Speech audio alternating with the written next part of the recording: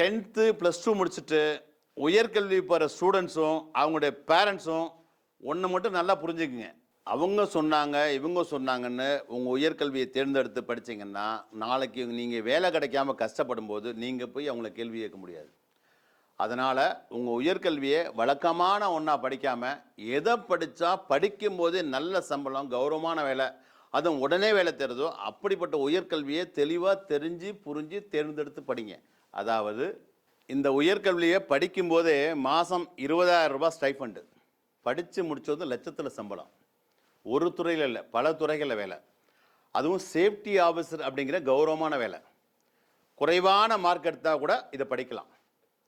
அதாவது வெளிநாட்டில் போய் வேலை பார்க்கணுன்னு ஆசைப்பட்றாங்கல்ல அவங்களுக்கு ஃபேமிலியோடு போகிறதுக்கு ஃப்ரீ விசா. இவ்வளவு சிறப்பம்சம் உள்ளது தான் இந்த சேஃப்டி மேனேஜ்மெண்ட் அப்படிங்கிற ஒரு உயர்கல்வி.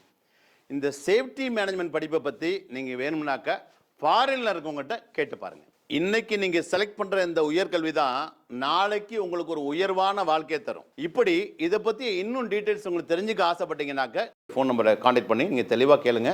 காலத்துக்கேற்ற கல்வி தான் நம்மளை காப்பாற்றும். All the best.